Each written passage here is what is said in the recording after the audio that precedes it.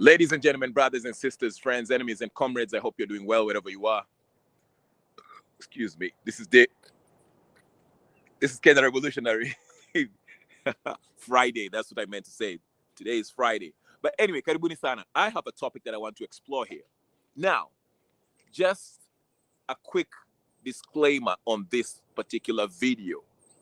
The official news, the official reason for Raila's unfortunate departure, depending on who you're asking, is that he suffered a heart attack while he was having his morning run in India, where he went to receive treatment. There are a lot of theories around his death. Okay, there are people who are talking about this guy actually died few weeks ago in his home in Nairobi. Historia, when India is just Java, it's just a cover up for people to, it was meant to actually, break the news in a way that it won't destabilize the peace and security of the country, Kenya.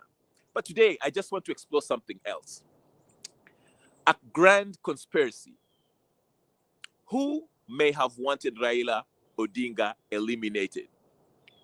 Who wanted Raila eliminated? I have three main suspects. Listen, this video is all about conjecture. It's my opinion. It's my theory. It's not the gospel truth. So take it with a pinch of salt. Don't take it as gospel truth so that you don't take me to court and say, hey, listen, I'm not trying to make people to be angry at these particular individuals that I'm going to name or particular powers that be. I'm just saying, speculating, okay? I'm giving my opinion, okay? This is all for exploration, your mental, intellectual exploration into this this issue, okay? This matter, Raila's death, to be precise. So for those of you who don't know who I am, I'm Kenya Revolutionary. That's my name. That's the name of my channel. If you haven't subscribed yet, go to my channel real quick. Subscribe, share, comment, do all the good stuff. If you're watching me from X, go ahead and put that, follow me. Follow me on my X, and you can like and, do all the good stuff. Karibu sana, I see you, Gypsy Corner. Nice seeing you, nice seeing you.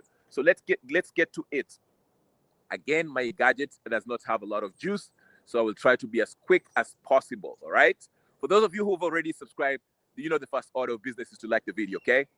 And make sure the bell button is always on, so when I come in, you can get me here, okay? All right, let's get to it. Grand conspiracy. Who wanted Raila Odinga eliminated? Like I mentioned, the news surrounding Raila Odinga's death kind of was disjointed. It wasn't quite corroborating. Things didn't make sense. Now, thank you so much, Goodia, for liking the video. Like I said, guys, oh shoot. All right. Like I first stated, okay, the news surrounding Raila Odinga didn't quite make sense. The news in India of his death in India, the caskets, the casket gate. Now I call it casket gate. There are people who are asking. Remember, in my previous video, I asked, when I was looking at those videos when his body was in India. First of all, his body was covered in India, and the way he was being moved around like he wasn't a dignitary. And the hospital itself seems like no offense to the Indian brothers and sisters who live in India, but that hospital, for somebody of Raila's stature, I wouldn't expect him to see him in a dingy, dodgy hospital somewhere in India, an obscure part of the earth. I would expect him to go to a really major hospital. Then if you look at the casket that they put him in, the initial casket that was in India, it was weird. It was weird. And another thing too, I wish I had my my laptop so I can play you guys some clips. Notice remember those Wakina Murkomen, Hassan Joho, when they went to India? Notice when they surrounded the casket. Well, the picture that were being showed, the cameraman was trying so hard not to show the expression on the faces of Hassan Joho, Sakaja, and everyone else. In fact, there's a if you study that clip carefully, you'll see that Hassan Joho was almost busting out laughing because he found something funny, which I don't know what was funny about it. But again, just study that casket, look at Raila's body size, study the ambulance. When there's another clip where it shows where uh, his bodyguard, what's his name? I forgot, Maurice something, Maurice Ogeto, I think that's his name, right?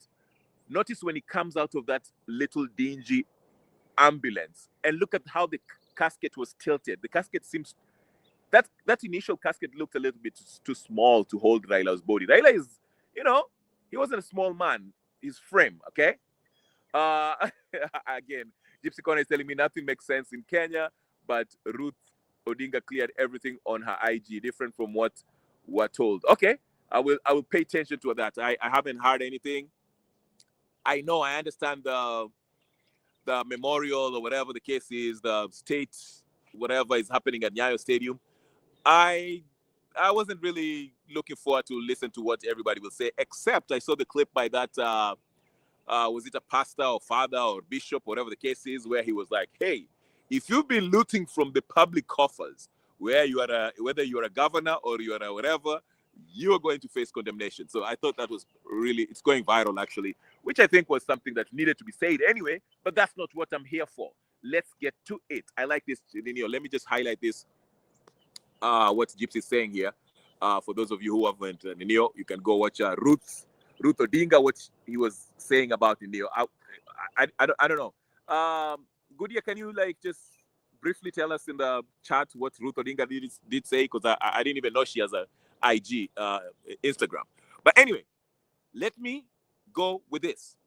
3 people, 3 entities, 3 individuals, 3 not individuals, but 3 people that I would, you know, if working the video was vintage, the working was. Oh, okay, all right. So let me get started because I've been waffling around. Let's start with suspect number 1. Suspect number 1, if there was anyone who would want Raila Odinga eliminated, William Samoei Ruto. Let me explain real quick. Okay?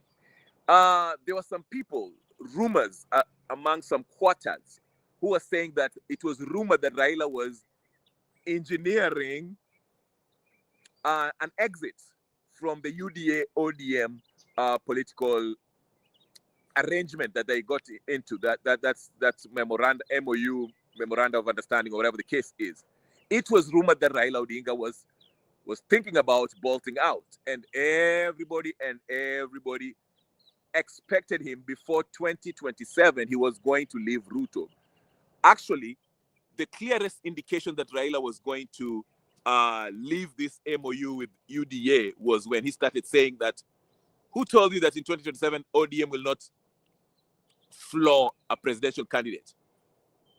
Clearly indicating that in 2027 ODM was going to have its own presidential candidate.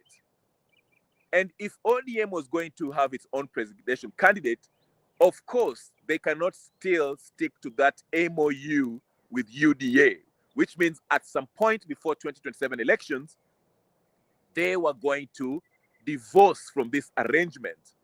So obviously, down the road, maybe a few months, if Raila would have made it and was alive, maybe next year, ODM would have ended this relationship with UDA or this political deal that they had, this blood-based government. And again, it's not far from the truth because historically we've seen Raila Odinga in his handshakes. The handshakes always last up to a few months to the next general election when he breaks off from the handshake, then runs again, then you know the cycle, okay? So how would Ruto be the suspect in this, or would be play a role in this? What was in it for Ruto if Raila was to be eliminated out of the way? This is how it plays out, okay? Ruto got into a handshake with Raila because he understood, of course, Raila has the influence of the majority of the people, not majority, let me fix that. Raila has enough, the capability of engineering, again, I'm using that pun intended, engineering protest, nationwide protest. It doesn't have to be nationwide, but enough chaos, enough to bring chaos. He has supporters that can cause enough chaos to force the government or to make Ruto's regime, the country, ungovernable. You understand? So bringing Raila in, he didn't do it out of his good heart. Oh, I like this country very much. Let me bring Raila so we can work together and we can have a wonderful, peaceful country. No, no, no, no, no.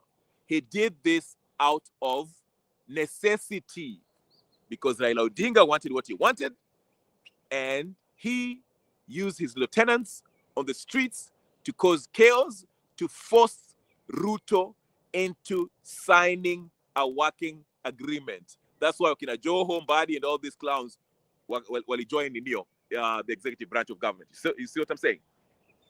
Okay? So Raila had the keys. He always uses his supporters to get whatever he wants. You can see, go back to that day when Ruto was signing that KICC arrangement with ODM and UDA. Ruto looked defeated. He seemed like he didn't want to be in this thing. It was like he was forced to go out there, and hata ukiangalia sura yake, it was like he was almost crying. He didn't like it. He wasn't a fan of it, obviously, because it gives Raila the leverage. Raila had power over him. Raila was actually the de facto president of Kenya. Okay? Ruto was just running around, saying what he say, but if Raila wants something, he gets it. The same thing during Uhuru Kenyatta's regime. Once Raila came to the handshake, remember what everyone was saying? Everyone was saying that Raila is the co-president. He was whatever he wants. He was getting the red carpet. When he said go, and Kenyatta would not disagree, okay? Because Raila had the juice. He had the people, okay? So Ruto used Raila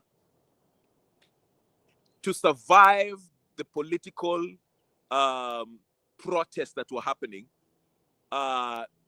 He used Raila's supporters, Raila's influence, to help him stabilize the country, because Ruto was facing a popular revolution. The Gen Z were going to take him out. Okay?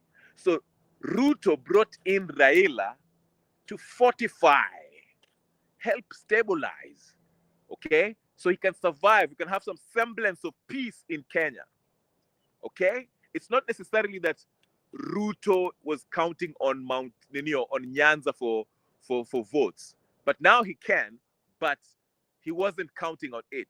His number one aim for keeping Raila Odinga by his side was for him not to be removed through a popular revolution, because that's what Ruto fears.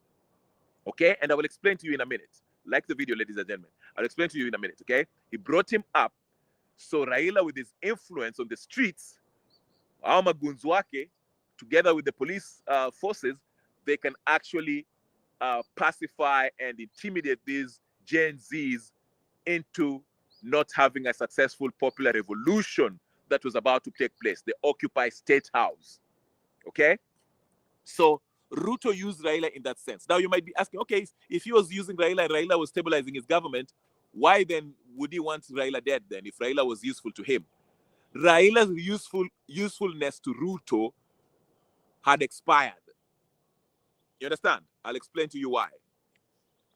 See, there are three main things that were holding Ruto, that made Ruto survive, and he has been strengthening these three things, and I'll explain to you how. Ruto, what made Ruto survive in June 25th, 2024 were three things, and he's still relying on these three things. Ruto was saved by the bell. I'm joking. Ruto was saved by the commercial activists that are in his payroll through the NIS. Okay? Listen to me. That's the level one. Ruto was saved by the commercial activists who infiltrated the movement on the ground that diverted the attention of the Gen Zs on the ground. Once they successfully invaded the parliament and they were trying to head at the State House, the commercial activists who were NIS agents, who at the time Gen Zs thought they were part of the Gen Z movement, started telling people to do what? Tusiende State House, huko mtauliwa, it's dangerous, tuendeni nyumbani. And the sad thing is that when people decided to go home, that's when a lot of people died, got killed by the police. Okay? But the goal was to go to State House. So those are the number one people who saved and gave Ruto a breathing room. That's number one. Number two is the security apparatus. The police. Walikuwa wanachinja watu.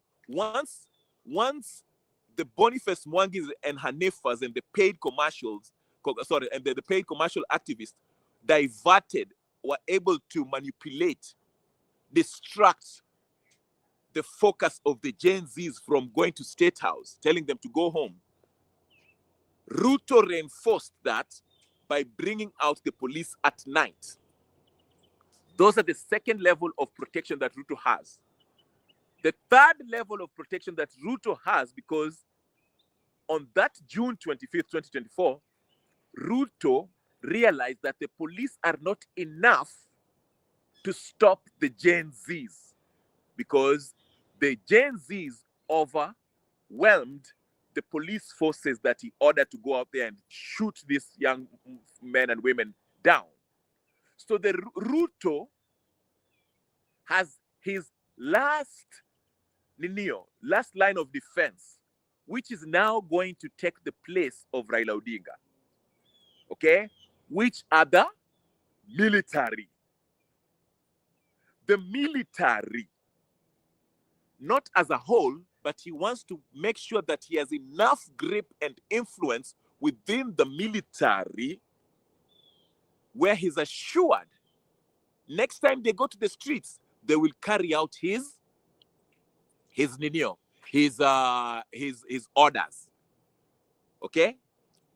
Now, if you're still doubting me, listen to me. If you're still doubting me, ask yourself why all of a sudden we have military recruitment, army recruitment going on.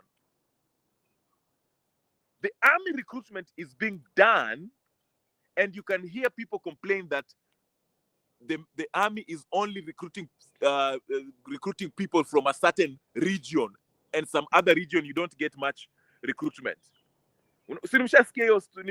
Internet. It is because the army, the military are going to be William Samoei Ruto's last line of defense. Because before the army, it was Raila Odinga and his goons, his influence. But Raila Odinga is an inconvenience. Raila Odinga is an impediment. Raila Odinga is an extortionist. Okay? He will help you, but mpaka utoe kitu kidogo. And you have to meet his demands, which is you have to put his friends, his handpicked friends, to join the government. Okay? Na nataka laws zengine zichangiwe, and he wants such and such change, and he also wants payment on top of that. You want me to prove it to you? Remember, unakumbuka when Dedan Kimathi's wife passed away in his funeral? When Ruto started talking. Unakumbuka vile Ruto took the stage? Okay? Ruto, what did Ruto say? Ruto alianza kusema, huyu mzee nimejua kitu namsumbua. Tunapelekana hivi, but ni sawa. Mimi nitampanga hivyo, tutaongea, tutakaa chini, tuongee, nitamwacha aendelee na maandamano yake. Akimaliza, najua nini namsumbua. Tutakaa chini hapo tuongee, ni tupangane, mpange hivi, then everything will be okay. You think you're doubting what I'm saying? Go look at Ruto's speech in that Dedan Kimathi's wife funeral. To reinforce that, remember what Gachagua said a few weeks ago. Gachagua told us in his rants, he said, Ruto told me, Ruto aliniambia, mimi nimejua shida ya mzee. Gachagua, nice seeing you, Alicia. Make sure you like and subscribe. Gachagua told us, mimi nimejua shida. Gachagua told us that Ruto told him while he was DP, ati mimi nimejua hili kitu inasumbuanga mzee. Mzee anataka tu pesa. Sasa mimi nitampanga hivi. Yeah, Brother Benson, sorry I would have put you on, but my gadget imebaki car, like I have like 20% left. So I'm trying to rush through this, but I'll have another session and I'll put you in. But nice seeing you, Brother Benson. So Gachagua was telling us, mzee nimejua nini inamsumbua. Anataka pesa. That's what Gachagua was telling us. Ruto was telling him while he was the DP. Mzee ametaka pesa. And the same thing he was saying, Ruto was telling him that Kenyatta, Uhuru was saying that about Nino. So now that Raila is not there to actually use his supporters to destabilize or to make the country ungovernable, Ruto has to only worry about Gen Z. But when Raila was around, Raila was helping him through his supporters to keep the country stable. So when the Gen Z rise, when the Gen Z wakienda kwa streets, he's using Raila supporters and Raila's ODM politicians to convince the country that these Gen Zs ni wale tu vijana wa Mount Kenya, vijana wa Gachagua, wamelipwa na Gachagua. This is not a real tribeless, leaderless, partyless movement. Yeah, Gen Zs. These are not Kenyans. These are ni watu wa Mount Kenya. You know, he was able to do that, and he would use Raila supporters to also go to Nairobi CBD na waanze kuchapa wa vijana. Unaona? So I wish I can. Nimebaki na 20%. I would share the link with you, Nani. I'll have a second session in like 2 hours from now because I have to like run somewhere, but I'm finishing. But so sorry about that, Brother Benson.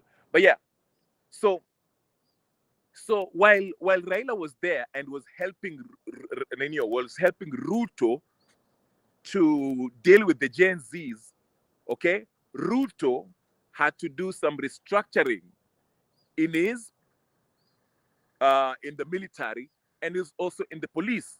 Fortify, strengthen them. That's why we have new police recruitment now. And you can hear people are complaining that recruitment is only happening in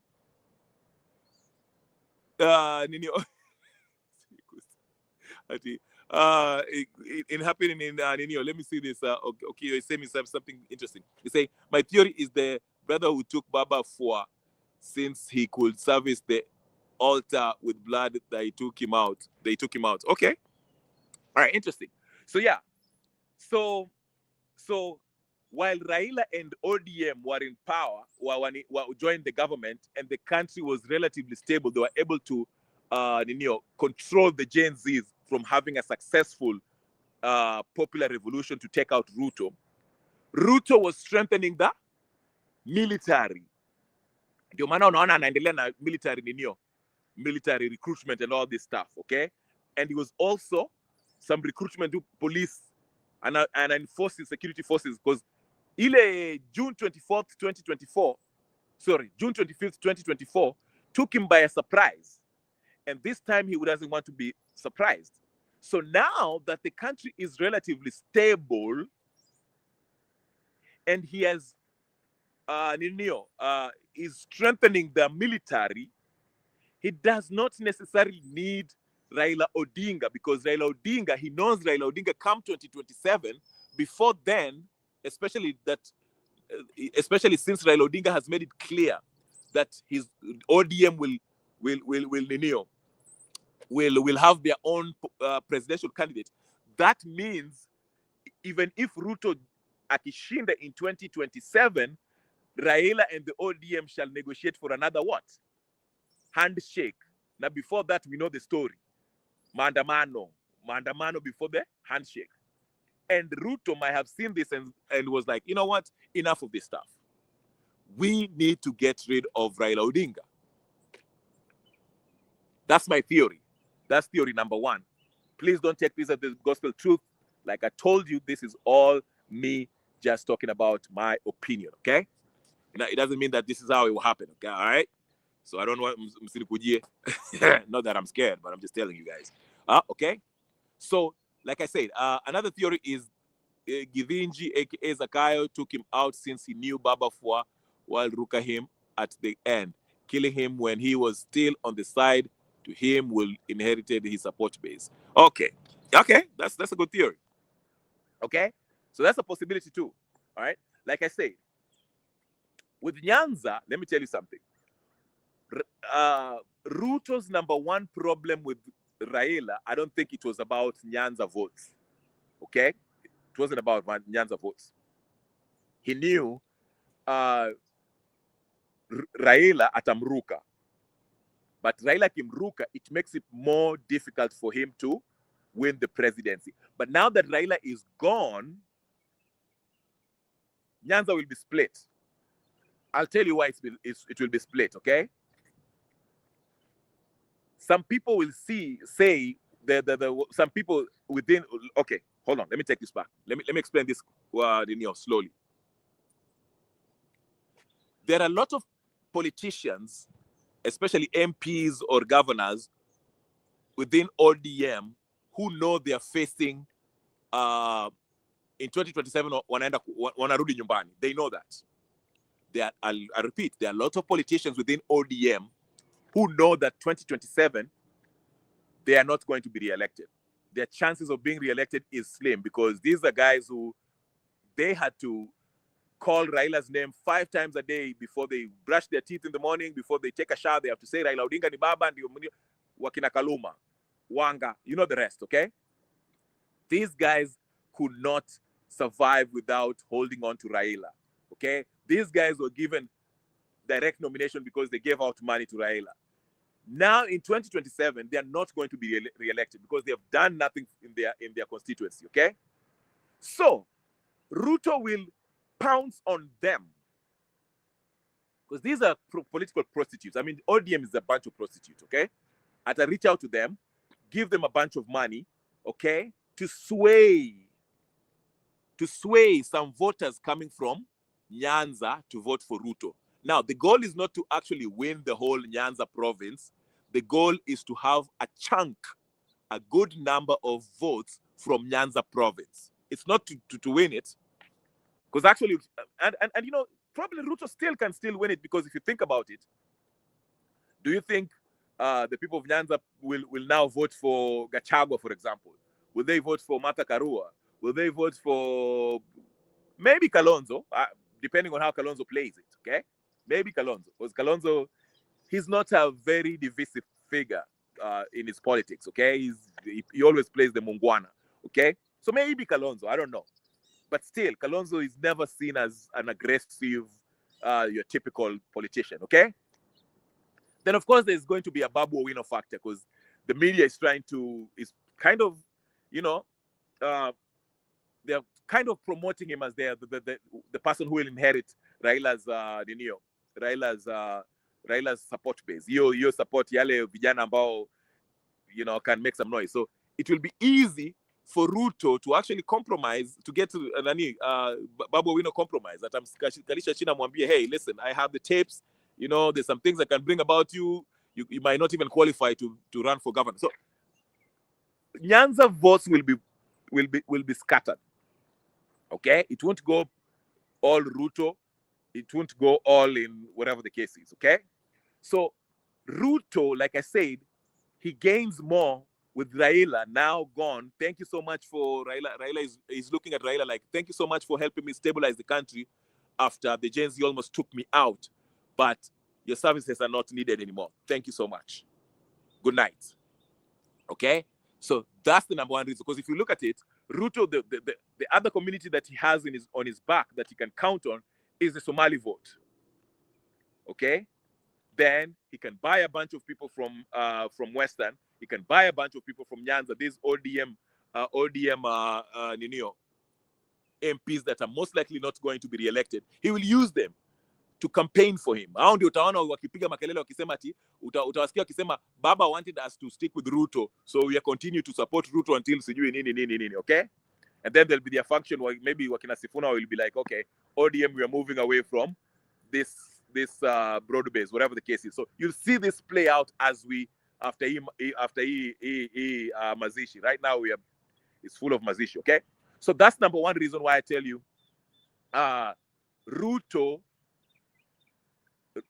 Ruto may be a suspect number one as someone who would like to see Raila gone, because he might be looking at it like this.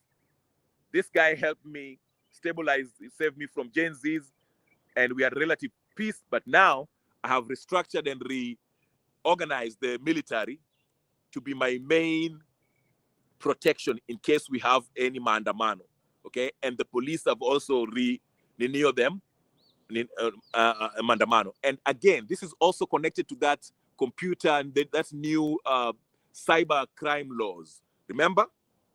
Because I told you, the battleground in this fight of removing Ruto starts in the mtandao. Because Ruto has lost the ninio, the information battle at the mtandao. Easy propaganda na piga hapo kwa ninio through sijui NTV, KTN, Citizen are not working, are not enough. The real conversation, if you want to get the real opinions of Kenyans, majority of Kenyans, go to mtandao, because that's when everyone gives their opinion without fear of sijui nini. Nice seeing you, Clean Black Sneakers. I will stay strong. Thank you so much, Clean Black. Nice seeing you. Hit me that like button. I haven't seen you for a while. I'm so happy to see you. Okay? So that's where it's happening. That's why you see he has these laws. If you look at all these laws, they are designed, some of them are designed to actually give him an advantage. Because as we approach 2027, there'll be a lot of Gen Zs, okay, where they hold their discussions, where they hold their kamkunji, virtual kamkunji, is in the online. So he will be using his discretion. If he feels this is problematic, thank you. If he feels you say something that's is problematic on the internet, ndio hiyo utapewa fine ya 10 million ama 10 years in prison. Go look at that law, okay? Daichambua baadaye. But those are the things that I'm talking about. So Ruto he's covering his ground. Amefanya homework yake, amepass law ambao will affect how the Gen Zs communicate. Because listen to me, he learned something. Alikaa chini, he was scared. You guys gave him a heart attack on June 25th, 2024 with that Gen Z movement. And this guy was like, even ndio hao watu walifanya, okay, walikusanyika hapo mtandao, wakaanza kusema Ruto must go, wanatengeneza sijui AI pictures of me sijui being naked or whatever the case is. Oh, hiyo ndio walifanya. Okay. Sasa nitapitisha law ambayo inasema ukisema Ruto must go 10 years ama 10 million fine. Okay? Alafu akaangalia akasema, unajua kwa ground I don't have enough influence. Police are not enough to stop these Gen Zs. So, let me recruit more police. And not only that, I will recruit more army. Ndio maana wakapatia ile BBC Blood Parliament iwashtue useme ati majeshi itawaua. Mwanze kuogopa. Hata jana mliona Kasarani vile how it turned out. 8 people died. Rest in peace to those 8 people too. See what I'm saying? So he has taken steps to fortify his regime to a point where he does not need Raila Odinga. See what I'm saying? Raila Odinga alisemsaidia ka stabilize, ako fiti sasa, Raila you might go. Kwa sababu if Raila is alive, Raila will be a headache in 2027. He will pull the same thing, and he wants to have full control of the country. Ruto anataka kuwa the king of Kenya. So he wants this full control. And Raila being alive, he cannot have that full control because Raila is larger than life. He's above the law. Ukijaribu kufanya kitu, he'll just release his people and destabilize the country. And you cannot govern. Okay? So maybe he was like, you know what? Thank you, Raila, but no thanks. Ishia. All right? Number 2, the second person, Uhuru Kenyatta. Uhuru Kenyatta is also another suspect. I'll tell you why. I told you this is grand conspiracy, in my thinking. Uhuru Kenyatta wants, number 1, I think Uhuru Kenyatta still is, the script that they wrote with Ruto, kumi yangu, kumi yako, is still on. I keep on referring to a video, a specific video that I keep on telling you. I'm trying to find it on the internet. I cannot find it. It was of Raila, Uhuru Kenyatta. He was drunk somewhere in Central. He was giving a speech. He was addressing the crowd. And he was like, kumi yangu, alafu kumi ya Ruto, alafu tutapea, then akasema kumi ya gacha, then he stopped himself. He was really drunk. He was pissed drunk. Okay? That video imepotea. Please try to find it somewhere.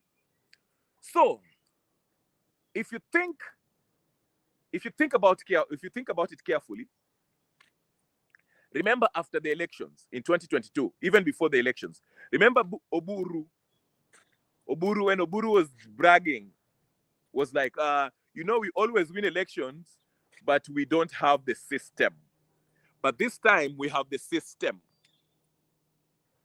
Okay? Because he understood the power that the sitting president has.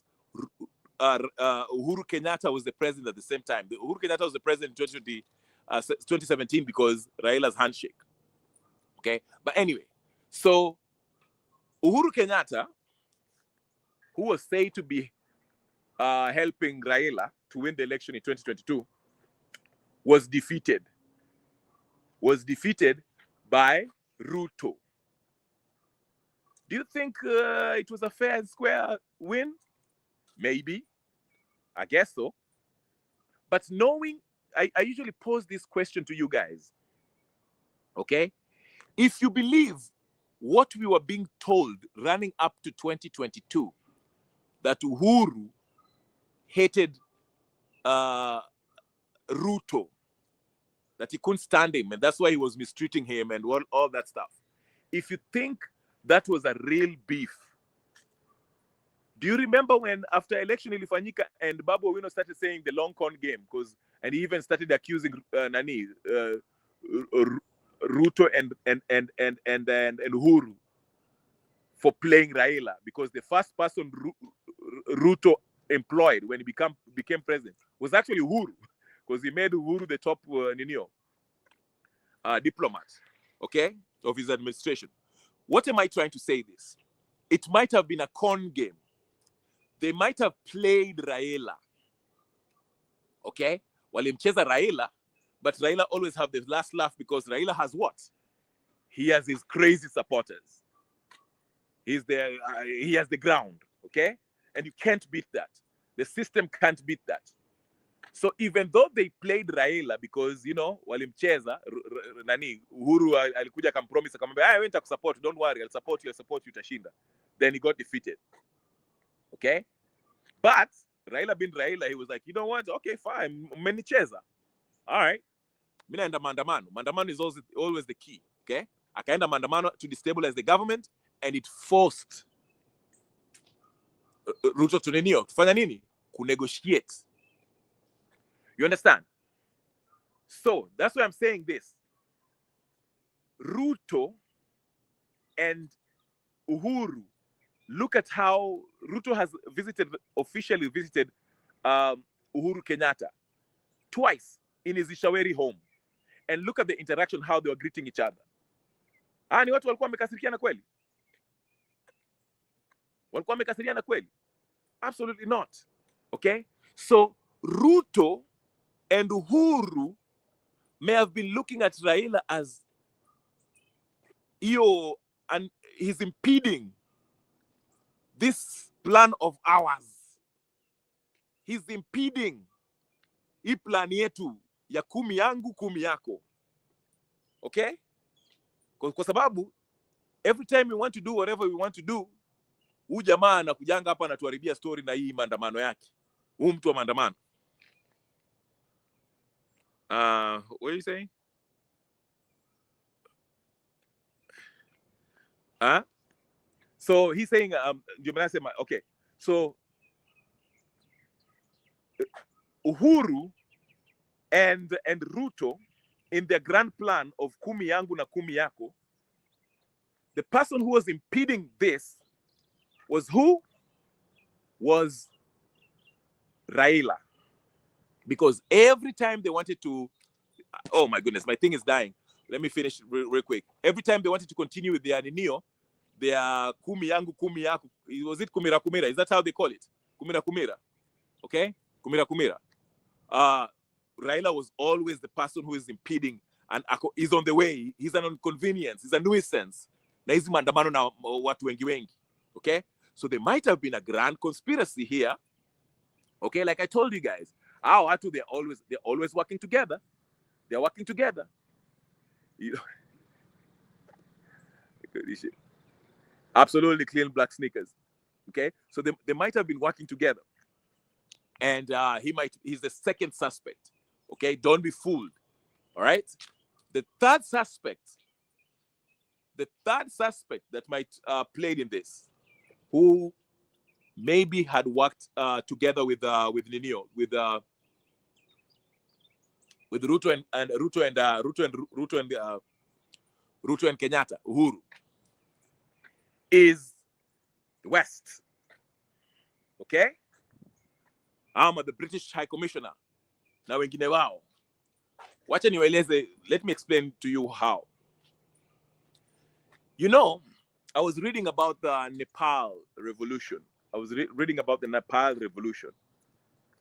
And there are people, critics of it, there are critics of this Nepal revolution. And they were talking about the possibility of the West infiltrating the revolution, okay? Using this revolution to actually what? To prop up their stooges, their puppets, you know?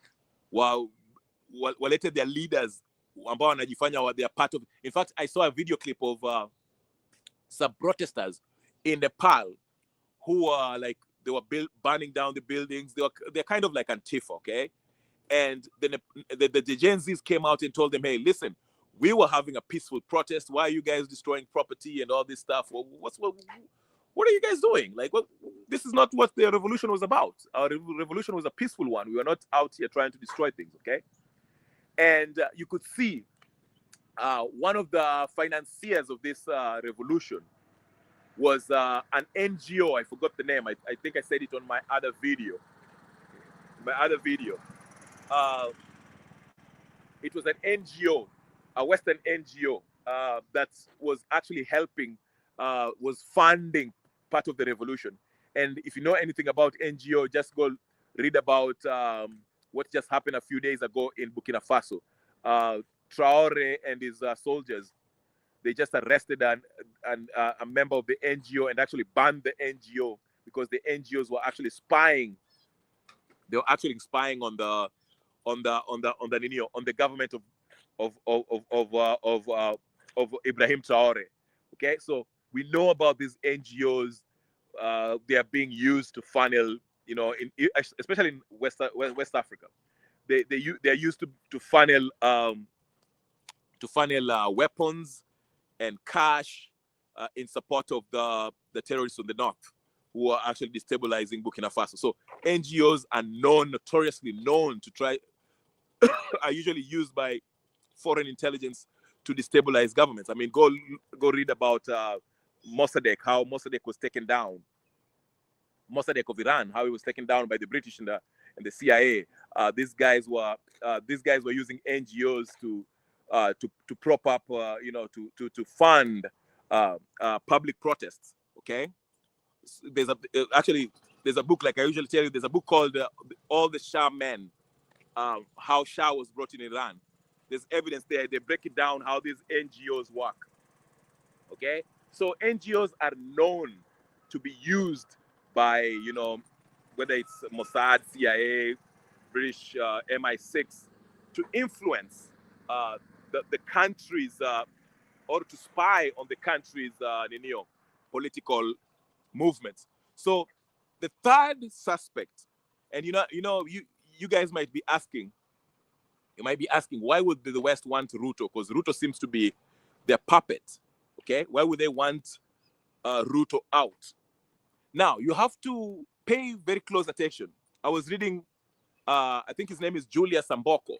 He always writes about finances and the debts that we have, the currency, how our currency is doing, and the economic health of Kenya, so to speak. Okay, and he said that Mbadi and among with the Ruto, this Ruto administration, they have decided that they will be paying our loans by using the Chinese currency.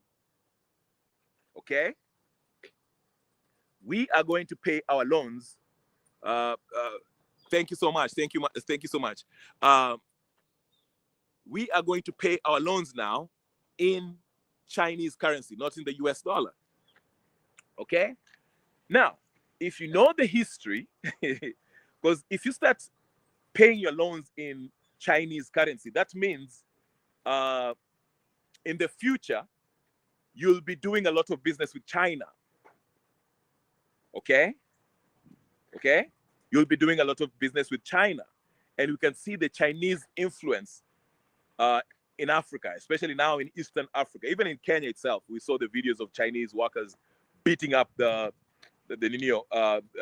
beating up a couple of people. So you see, and this does not sit well with the West, okay? Because Chinese in the globe, if you look at the global now, if you look at the geopolitical chessboard, if you will, sub-Saharan Africa, Africa in general, there's a huge fight or competition in influence. It has been there since the day one. But the West versus the East, they're trying to have influence over African nations, given the fact that there's a lot of natural resources, how rich, let's say like Congo, Kenya, Somalia, Ethiopia. We know all about that, okay? I'm just giving you a short, my thing is dying, so let me get to my point very quickly. What I'm basically trying to say is this. The decision by the Ruto administration to now start paying the loans that we have, the SGR and every other thing in Chinese currency, that indicates to the West that, hey, you guys will be doing a lot of business with China because it makes it a little bit cheaper if you're going to trade with China, buying the goods, importing goods, because we do import it. We import a lot and export very few, okay? Very few things, okay? So that means that you have started looking at the East, okay? And that does not sit well with the West. Mbadi just left Washington this morning. Aliingia jana asubuhi or whatever the case is. So maybe he was summoned. Alipata a call from Washington DC, wakamuita huko akuja eleze what is going on. Okay? These are connected. And now what I'm trying to say is this. Because now you're wondering. Let me be very quickly because my ninyo inakufa. Let me be very quick. You might be asking, how is it that the West what does that have to do with the West wanting Raila Odinga out of the picture? This is why I would say the West wants Raila Odinga out of the picture. The Gen Z movement, as much as it was an organic Kenyans, organic movement, okay? A movement that was based on the frustrations of majority of Kenyans. The West might have been playing a part in financing this movement, just like the Orange Revolution in Ukraine, like the Arab Spring, and other kind of popular revolution. This is there. There's a lot of books that are writing about this, how the intelligence, the CIA and MI6, they fund these different NGOs and fund popular revolt in different countries. So maybe, remember when Ruto was blaming the Ford Foundation for being behind the the Mandamano, when the Gen Z were trying to take him out, okay? Started protesting. Remember that. The reason why they might take, they walitoa Raila, okay? They were looking at it like this. They were looking at it like this.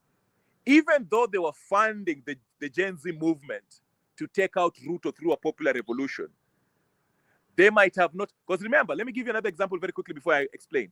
Remember the Madagascar president who have been removed right now, Uhuru Tolewa. Do you remember how he got into power? He got into power through a popular revolution that was funded by the French, partly funded by the French. The revolution happened. It was an organic revolution. People had real reasons to remove that president of the time, but aliingizwa hapo, funded by the French. Now ametolewa, akakimbia, ameenda Ufaransa. He was actually a French citizen too, partly in your double. So what I'm trying to say is this, not so many words. The reason why the West might have wanted to take out Raila Odinga.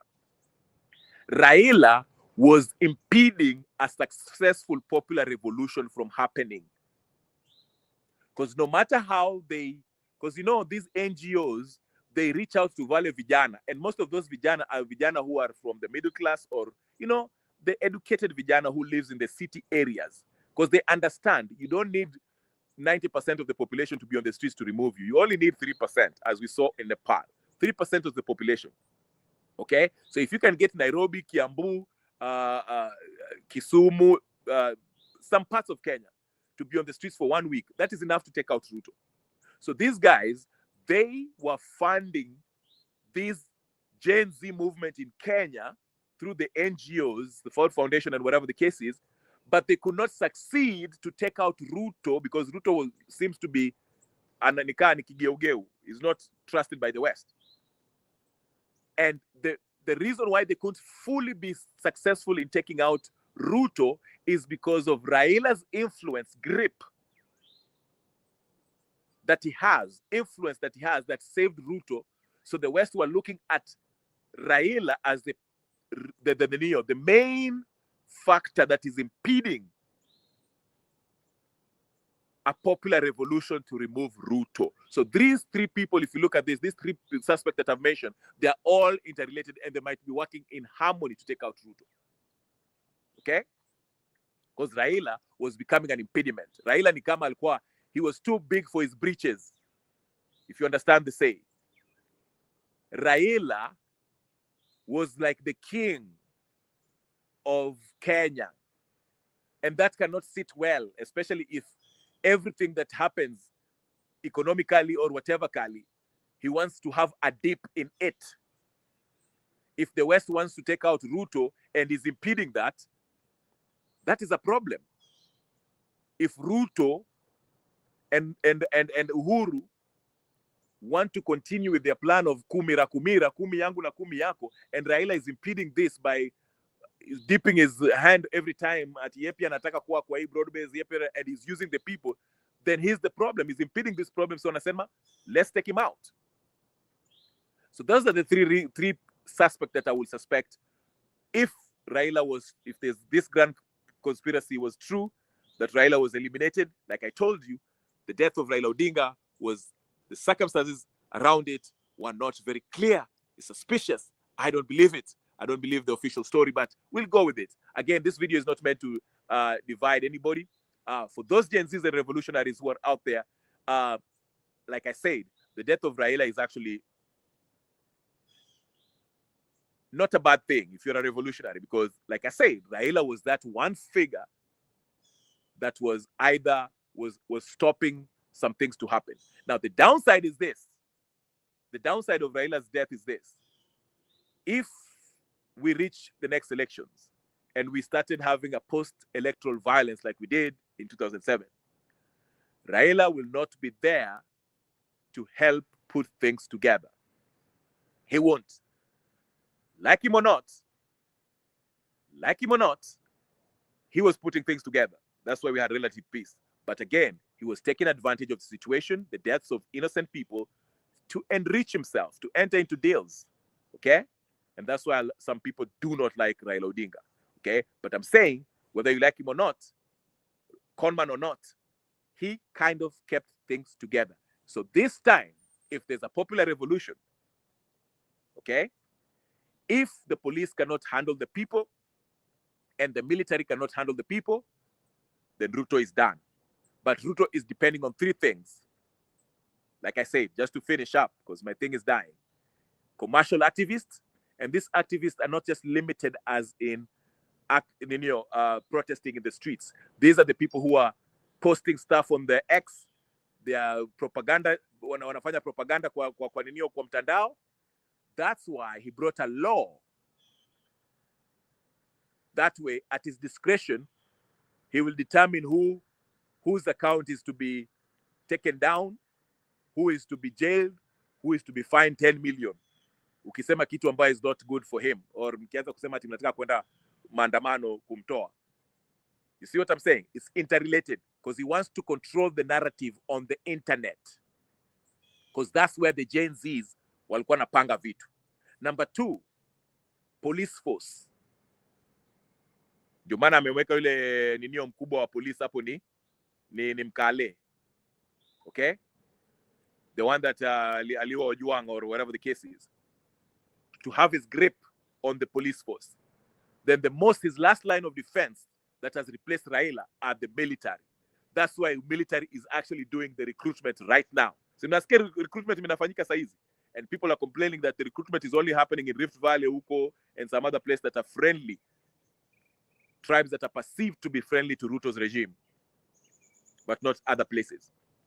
Okay? Because he wants to make sure that the military is strong enough, and if shit hits the fan, the military are going to help him. He's fortifying everything because he understands that now there'll be no Raila Odinga with his supporters to come and help me pacify any insurrection that may happen. Okay? So that is what is happening. And he might be working in tandem with his brother Uhuru Kenyatta back in Nenio with the behind the curtain. But anyway, ladies and gentlemen, brothers and sisters, friends, and comments, like I say, this is Grand Conspiracy. It's only conjecture on my part. It's just me thinking out loud. Do not take this to heart. Do not take it serious. It's just a way of thinking besides just the official story that we are being told. It might be happening. It might be true. It might happen. But again, I'll do my due diligence on what Ruth said about his help. Goody is saying, Ruto is beyond evil. The guy was not even cold, but forced the horrible bills through. Absolutely. And people are saying they're waiting for Raila to be buried, alafu tuanze kutumikia hii maneno ya bills. Like I say, I saw a clip of that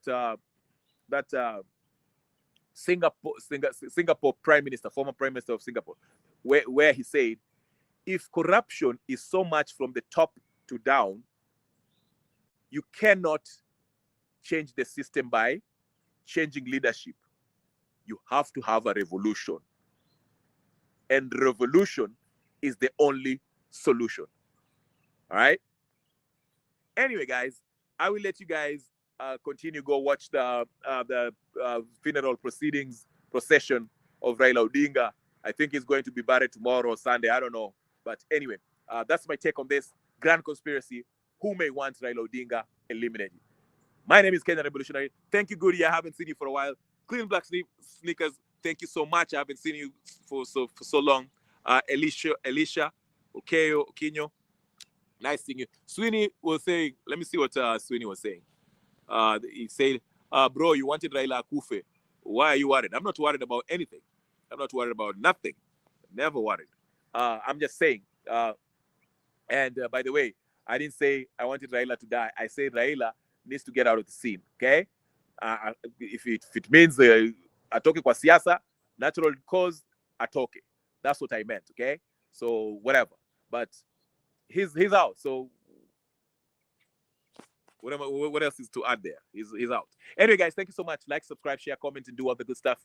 Follow me on YouTube. If you guys watching on X, go to YouTube. Follow my channel. My name is Kenyan Revolutionary. Follow me, like, share, subscribe, do all the good stuff. Put the like button if you're already subscribed. Put the like button and put your notification on, so every time I come in, you can always get the notification that I'm in. Thank you so much, everybody. I'm out. Peace and blessings. I'll talk to you guys later. Peace.